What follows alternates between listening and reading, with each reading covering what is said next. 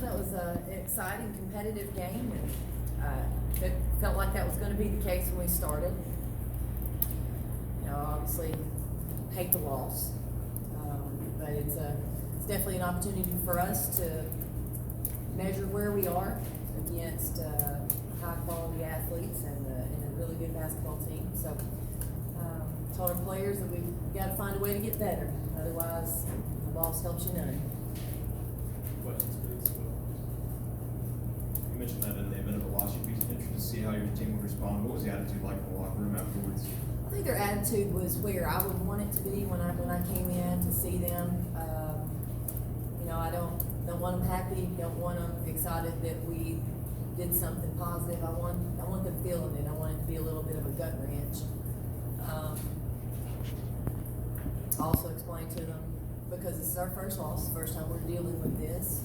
I don't deal with it very well, so I didn't need to see anybody happy in the locker room. And I think they're pretty motivated.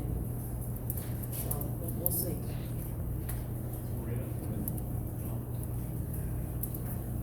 Coach, Tamari Key held her own as a freshman post player against a senior post player. I know right now, like you said, you're upset about a loss, but can you look at how Tamari did and say, that kid's got a bright future? I think the bright spot from the game today was our post play, especially defensively, with how physical that game was.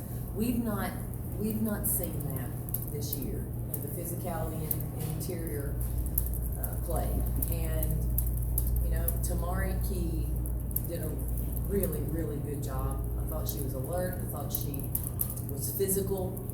I thought she was competitive. That's a good sign. I thought Cassie was. I thought all of our post players stepped up to a huge challenge of guarding two big-time post players.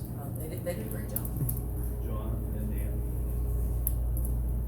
Kellie, would you have rather, if you had your choice, would you have rather played a tougher non-conference schedule to this point, maybe to have a better idea where your team stood? Yeah, I think for us and where we are, maybe a few teams have given us a little bit more of an SEC type look would have been a positive. We knew that when we picked up the schedule when we arrived here, and that's what we're dealt with, and we got to be able to play through on that.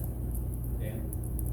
Kellie, what did you see in the last 9 minutes that you can think of right now that maybe you want to get better at? That after that timeout, that they just kind of flipped the game on you? Right. Well, we came down. We were empty 3 straight possessions, and I think it was 3 turnovers.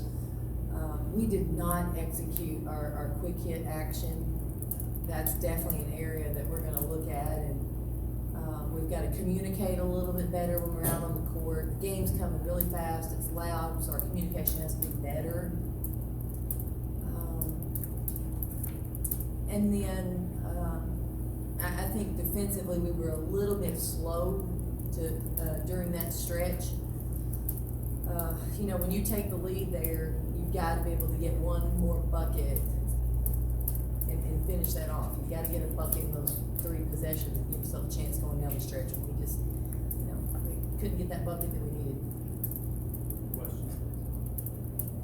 Ben, and then Nate. You weren't too pleased with the rebounding following the last game when the battle on the glass today.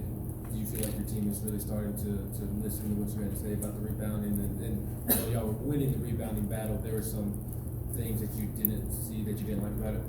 Right. Well, I think today our defensive boards, talking about that first, we didn't give up a lot of offensive boards. However, I didn't think they crashed as hard as they typically do. They were getting back in transition to guard us in transition. I think they were sending people back so they could be set and take that away from us. Offensively, although we got 17 offensive boards, the percentage of our misses wasn't as high as it's been.